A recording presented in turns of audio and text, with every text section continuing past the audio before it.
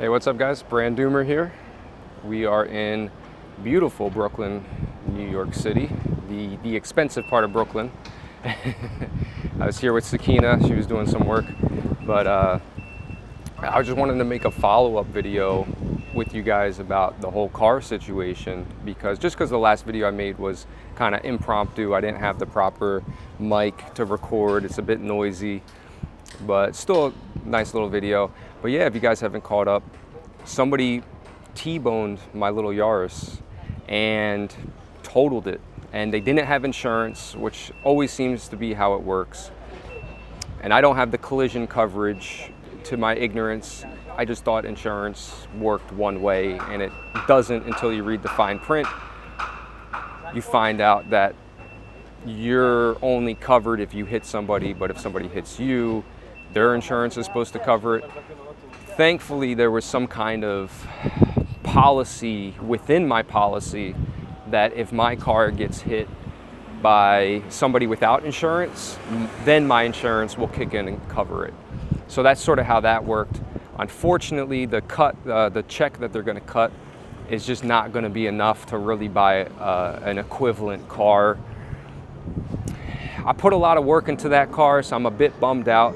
But look, thank God I'm physically okay. My shoulder is sore as hell, which I didn't physically hit anything, but somehow it from the impact, it feels like somebody just like punched me right in the shoulder. So, but again, I'm okay. Sakina wasn't in the car, thank God, because it hit the side of the car that the passenger would have been on. It was a young kid, just got his license, I think, and I don't know what he was doing, I don't know where he was going.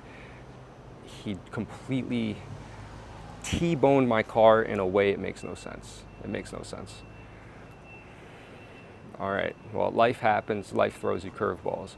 But to the topic of this video, what I really want to talk about is just how trapped I was from the car. And I had talked about this. It's actually ironic because one of the last videos that I saw on my own channel was the video where I was talking about being trapped by a car. And funny how the world kind of, or how, I don't know, God or the universe plays out. It's like I had my car taken away from me, and then I really saw how much of a trap it was. I didn't realize how much money I was bleeding every day on my car just driving around, because I do these insurance inspections and it's a lot of driving from place to place. That's sort of how my job is. I don't get to just drive to one place all the time and stay there all day. I'll drive to 12, 14 locations a day, sometimes almost 20 locations in a day.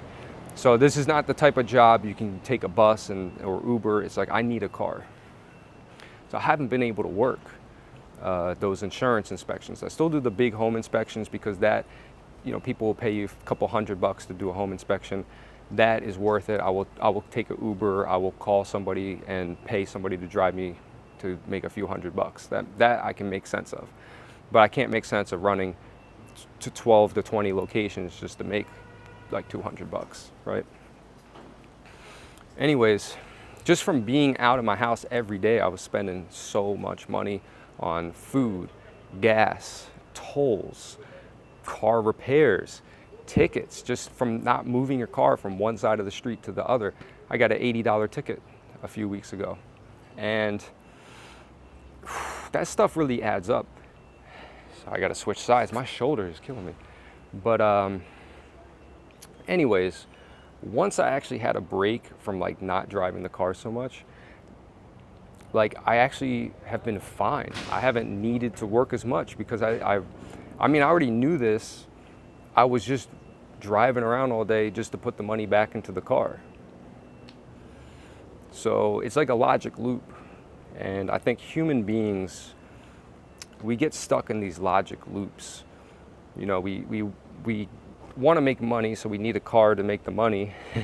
But then we need money to buy the car, so you need you're looping. You're on a treadmill.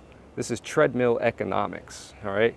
Human beings are susceptible to logic loops. That's why the grass is always greener on the other side, because you're looping. You're here, and then you want this, and then you have this, and now you want to go back here. So once we acknowledge those logic loops and we break free, that's when the freedom really starts. And so having a car is not freedom. It feels like you're free because you can drive anywhere, but it's actually, I have never felt more trapped in my life. I can't explain. It felt like I always had something to be a little worried about. You know, where's my car? Oh, am I gonna get a ticket? Did somebody hit my car? Did somebody steal something out of it? I don't have to worry about that anymore. It's like, I didn't realize how much space that was taking up in my brain. It's like, car? I don't have one. Don't gotta worry about it. So I'm kind of enjoying this life without a car. It's taught me to be a lot more resourceful. It's taught me to be more zen, because like when you're waiting for the bus, I'll be waiting 10, 15 minutes for a bus sometimes, and you're just kind of chilling, listening to music. You get on the bus, you're being driven around. The stress of being in traffic is like, oh, hurry up, run. It's like, I already know I'm taking the bus. I already know I'm late. I'm gonna be late, and whatever I'm gonna do is gonna take forever anyway. So it's like, I already know this. It actually makes it less stressful, ironically. Whereas if you're trying to rush somewhere all the time, you're constantly panicking, you're anxious. At least that's how I feel. I'm a very anxious person. I get a lot of anxiety. Driving a car gives me tons of anxiety. I can't stand it. It's frustrating. So that's at least how I feel. I just wanted to open up with you guys, kind of share what's going on in my life, how's it going. But I'm gonna get through this. Again, the insurance company will cut me a check. I have some savings. I have family, you know, thank God for family, that if I really needed some kind of car, I know people in my family would pull through for me. And so shout out to the family for always being there. But right now I'm gonna be patient. I'm gonna see what I can come up with on myself. I'm gonna take a break from the car life. I'm gonna live the New Yorker experience, take the subway and trains and buses everywhere. So far it's worked out very well, actually. Bus costs like 72 cents, 73 cents in Jersey. It's a lot cheaper than car insurance. So let me know what you guys would do if your car got totaled today or tomorrow, and let's pray, put out good energy that all of you watching this will be safe. But just hypothetically, if you was to lose your car, or let's just say if it needed some kind of repair that was more expensive than you were willing to repair it, would you repair it, or would you just sit on it? Would you find an alternative? I find that most people are unfortunately not able to live without a car. It's just not possible. A lot of these cities are not designed to not have a car. And we all know it's on purpose. We all know how big the automotive industry is. We all know there's special interest groups out there who want to shut down public transportation. They want to keep all of us chained. Look at all these cars on the street. This is crazy. There ain't nowhere to park your car. We don't need any more cars, guys.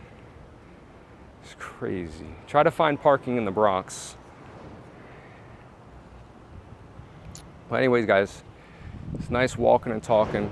Gorgeous day. Enjoying the last few days of summer. So I haven't posted much because I've just been sort of enjoying my life, spending time with Sakina, just taking time to reinvent myself and live life without a car and figure it out. And so I just needed time to figure everything out, figure out how I'm gonna exist without a car. Let me just cross the street here. But anyways, guys, so we're gonna change up the channel a bit.